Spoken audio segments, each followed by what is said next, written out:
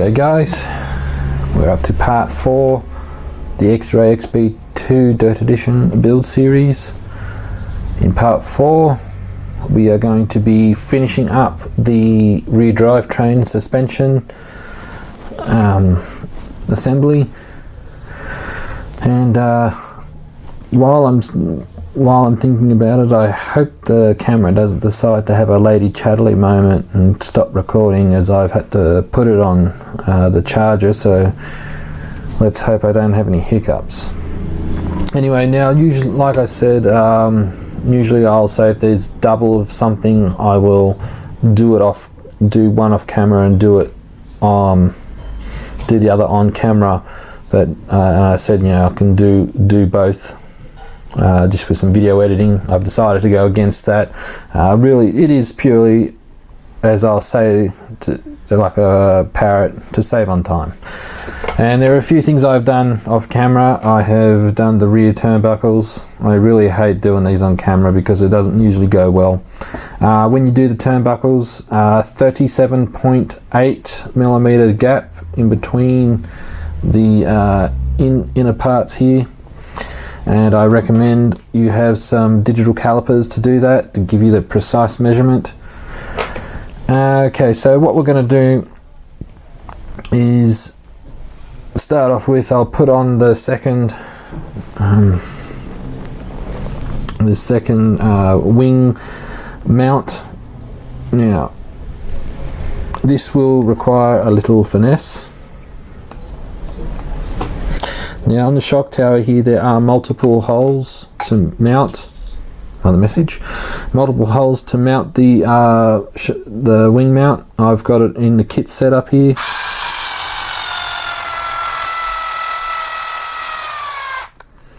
Alrighty, so that's that done.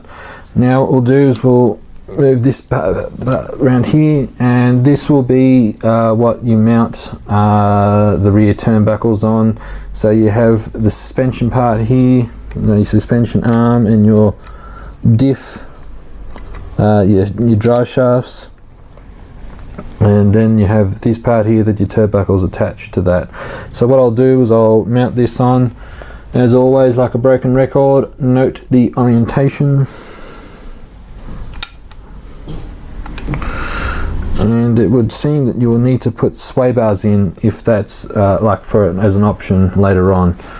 So I'll just double check to make sure I've got the right screws to go in. Oh.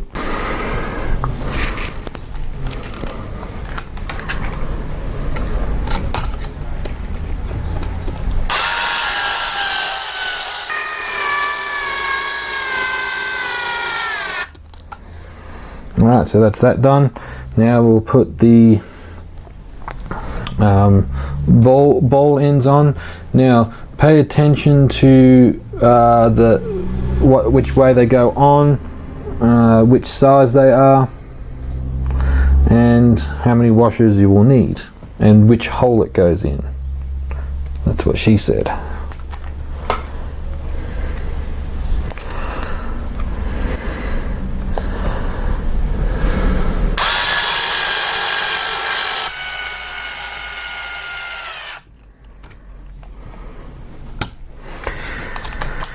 Interesting. Alright, so now that's that done. Now what we're going to do is we're going to put this aside, and we're going to make the drive shafts assembly. So, and this requires also the C-hub, or the rear hub rather. So you'll need your appropriate bearings, so we'll just slot them in. I often, when it comes to these ones here, I like to use part of the drive shaft just to line it up. You just push it in like that. So looks like that. Alrighty, now the next part, we will need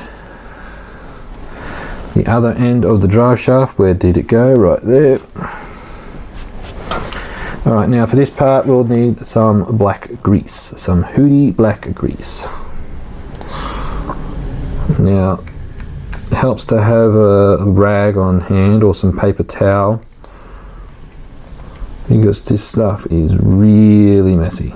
Now it comes down to a bit of a question to grease or not to grease. Now I like to grease, but I don't like to, trowel it on with a concreter's trowel. I like to put enough on so it's lubricated. Put that through there.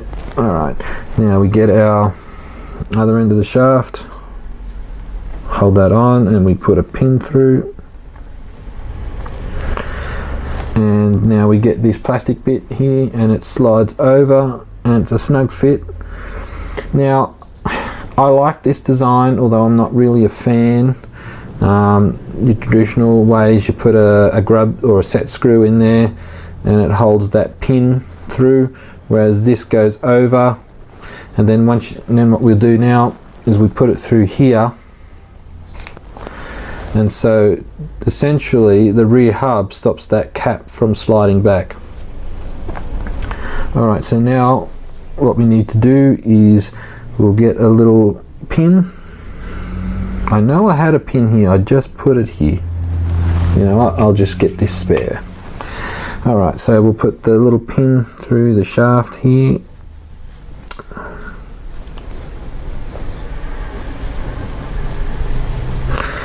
And then what we'll also do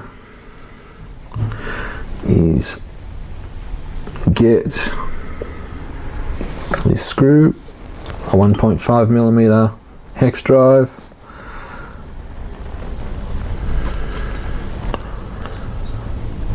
Okay, and we'll slide it on, make sure it fits over the pin, and now we do it up tightly.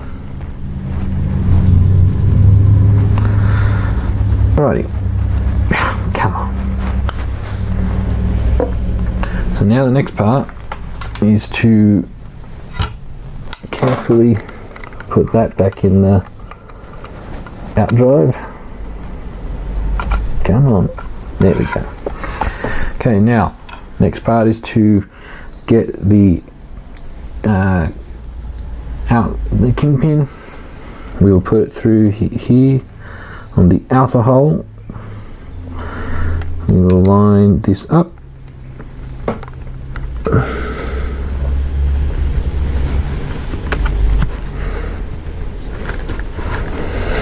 And now we have to put in a plastic washer.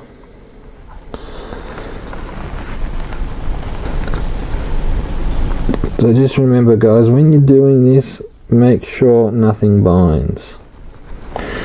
And it might be a bit of a tight fit, so I will just get my multi-grips.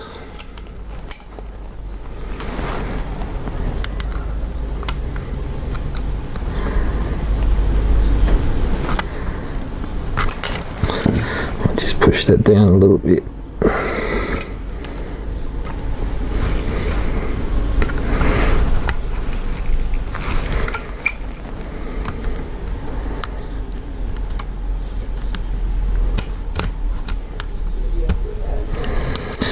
Alrighty, now the next part is putting screws into 1.5mm. Now these screws, they will retain the hinge pin, or the kingpin rather. I suppose you can call it the hinge pin. When you do it, don't tighten them up fully, because they're just there just to hold it in. They're not meant to be put under any sort of tension. Sorry if you can't see. Okay, so just so you can see it, look.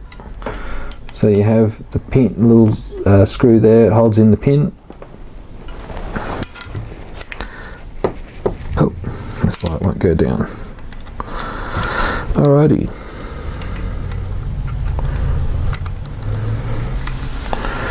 Now the next part, washer. There's a conical washer here. The conical washer goes on top. Now we put it in the middle hole here. This is for the ball end.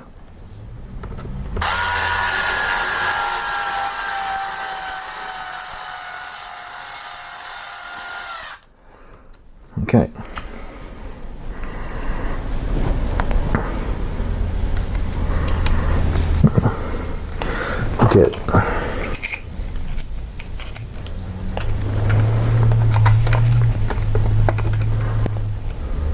do have a tool for this bit here, but the multi-grips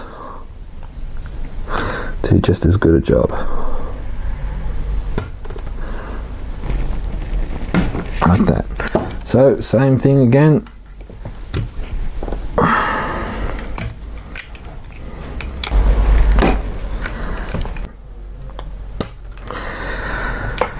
Anyway, that's on. So that's the suspension. All moves nice and smoothly, there's no binding. So now guys, so that's the end of that there. The next video we will start with the front. Start with the chassis sides and the front steering. Stay tuned.